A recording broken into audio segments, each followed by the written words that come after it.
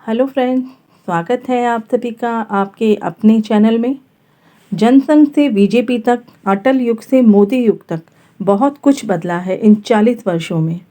मोदी जी की सत्ता संभालने के बाद ये पार्टी देश की ही नहीं बल्कि दुनिया की सबसे बड़ी पार्टी के रूप में देखी जाने लगी है। जी हाँ, मैं बात कर रही हूँ बीजेपी की, भारतीय जनता पार्टी की। 16 राज्यों में ये बीजेपी पार्टी एक्टिव है। 303 सांसद के साथ 1000 से ज़्यादा विधायक हैं। जनसंघ सफल नहीं रहा तब उस समय अटल बिहारी वाजपेयी जैसे नेता थे। तमाम तरह की संघर्ष की स्थिति से आज बीजेपी शून्य से शिखर तक पहुंच गई है। 6 अप्रैल 1980 को कई बड़े नेताओं ने मिलकर बीजेपी पार्टी बनाई और अटल जी को पार्टी का पहला अध्यक्ष चुना गया। बीजेपी ने राजनाथ सिंह से लेकर नितिन गडकरी तक अपने अध्यक्ष बदले, लेकिन मोदी जी के आने के बाद पार्टी में बहुत बड़ा बदलाव आया। पिछले कुछ समय से आप लोगों के बार बार मैसेज आ रहे थे, आप लोगों की मेल आ रही थी कि बीजेपी पार्टी का इतना लंबा संघर्ष रहा है तो इसका फ्यूचर कैसा रहेगा, खासतौर पर बंगाल की स्थिति को देखते हुए। भारतीय जनता पार्टी के राष्ट्रीय अध्यक्ष पद का चुनाव 20 जनवरी को हुआ और 17 जून 2019 को कार्यकारी अध्यक्ष जेपी नड्डा को बनाया गया, जो 3 साल तक रहने वाले हैं। जेपी नड्डा को कठिन से कठिन कामों को बड़े आसानी से सुलझाने का माहिर माना जाता है। 6 अप्रैल 1980 को इस पार्टी का गठन हुआ। मिथुन लग्न के साथ ये पार्टी बनी। 3rd हाउस में वक्री मंगल, वक्री गुरु और वक्री शनि है। साथ ही राहु भी वहाँ है सिंह राशि में। 6th हाउस में वृश्चिक राशि का चंद्रमा है। 9th हाउस में कुंभ राशि में बुध और केतु हैं। 10th भाव में मीन राशि में सूर्य है और 12th भाव में स्वयं राशि शुक्र है वृषभ राशि में। लग्न में कोई ग्रह नहीं है और लग्न को केवल केतु देख रहा है 9th हाउस से। ये केतु यहाँ 2 तरह के प्रभाव दिखा रहा है। फर्स्ट हाफ में स्ट्रगल और सेकेंड हाफ में हाइट, क्योंकि नवांश में यही केतु 7th हाउस में है। लग्न का नक्षत्र स्वामी जुपिटर खुद वक्री है, जो 2 अन्य वक्री ग्रहों के साथ ही साथ राहु भी वहाँ पर है 3rd हाउस में। लग्नेश बुध का केतु के साथ आना और लग्न के नक्षत्र स्वामी वक्री गुरु के साथ दृष्टि संबंध बनाना, और वो भी 3rd और 9th भाव के साथ, इस पार्टी की स्टेबिलिटी को, इसकी ऊंचाइयों को शो करता है।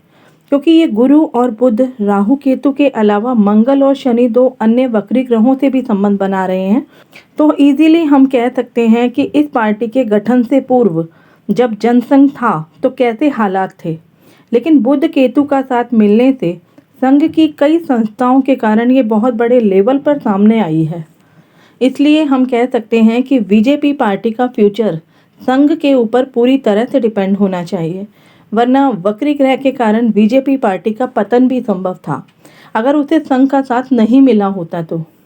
क्योंकि नवांश में बुध लग्न में है और उसके आगे 2nd हाउस में गुरु है मिथुन राशि में, जो बुध की राशि होने के साथ साथ लग्न की राशि भी है, जो बीजेपी पार्टी के स्ट्रांग होने का एक कारण भी हो सकता है। चंद्रमा की अगर हम बात करें तो चंद्रमा 6th हाउस में नीच का है, जो ज्येष्ठा नक्षत्र में है, जिसे वक्री मंगल देख रहा है और उसका नीच भंग कर रहा है।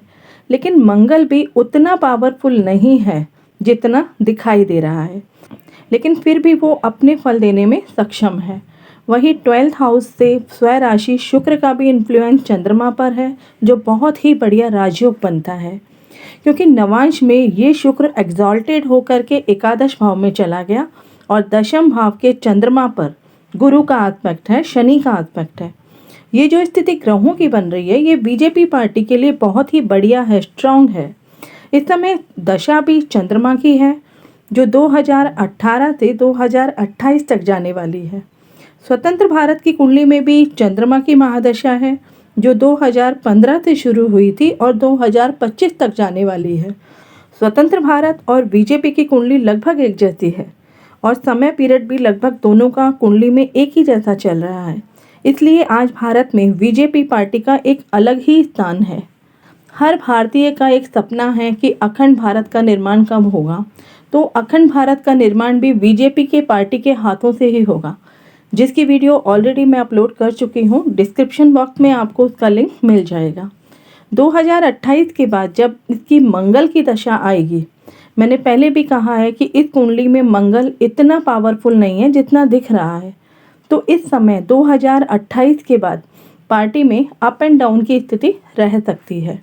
वक्री मंगल है जो राहु से क्लोज डिग्री में है और नवांश में स्वराशि होकर 12th हाउस में चला गया और ये मंगल केतु के नक्षत्र में है। मैंने पहले भी कहा है कि इस कुंडली में Ketu sudden loss, sudden gain की स्थिति खड़ी करने में सक्षम है। बीजेपी की कुंडली को अगर हम अष्टक वर्गा से समझें तो हम समझ सकते हैं कि बीजेपी का भविष्य आने वाले समय में कैसा हो सकता है।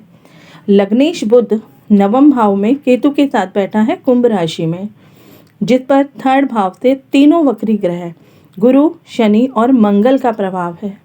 राहु केतु को अष्टक वर्गा में काउंट नहीं किया जाता, लेकिन इन्हें सूर्य और मंगल की तरह कंसीडर किया जाता है।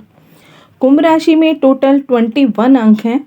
बुध ने यहाँ 5 अंक दिए हैं और जुपिटर ने भी यहाँ पर 5 अंक दिए हैं, जो बहुत ही स्ट्रॉन्ग सिचुएशन को शो करता है और ये क्लियरली इंडिकेशन भी दे रहा है कि बीजेपी पार्टी पर जब तक संघ का साथ रहेगा ये पार्टी चलती रहेगी।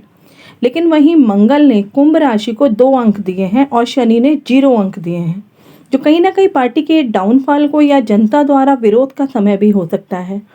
अप्रैल मई 2021 का समय बीजेपी पार्टी के विरोधाभास का समय हो सकता है। कारण कुछ भी हो सकता है, लेकिन चंद्रमा ने वृश्चिक राशि में 6th हाउस में 5 अंक दिए हैं, जो महादशा स्वामी भी हैं और छठे भाव में टोटल अंक हैं 28।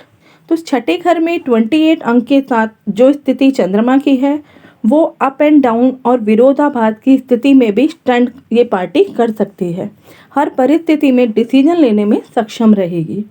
चंद्रमा में गुरु का जो पीरियड है वो मार्च 21 से जुलाई 22 तक रहेगा।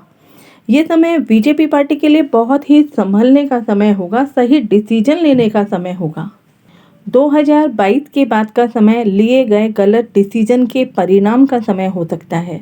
हालांकि डेवलपमेंट के क्षेत्र में बीजेपी के कार्य अच्छे रह सकते हैं, लेकिन 2022 के बाद ही पार्टी में आंतरिक टकराव हो सकता है, आंतरिक मतभेद हो सकते हैं, लेकिन पार्टी सरवाइव कर जाएगी क्योंकि मोदी जी का भी गुरु वक्री है और बीजेपी पार्टी का भी गुरु वक्री है। लेकिन वो समय मोदी जी के हेल्थ के लिए संभलने का समय होगा। पार्टी में टकराव का ये भी एक कारण हो सकता है कि मोदी जी की हेल्थ डाउन हो सकती है 2022 और 2023 के बाद।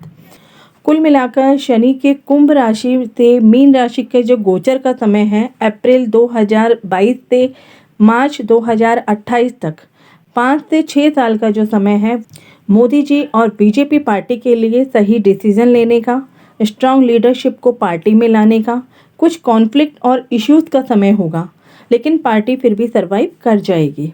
अगली वीडियो में हम डिस्कस करेंगे कि वेस्ट बंगाल में आने वाले इलेक्शन में बीजेपी का क्या रोल रहने वाला है, तृणमूल कांग्रेस पार्टी का क्या रोल रहेगा।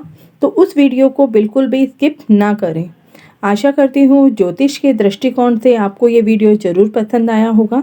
मिलते हैं अगले वीडियो के साथ, तब तक अपना ध्यान रखें, स्वस्थ रहें। जय हिंद, जय भारत।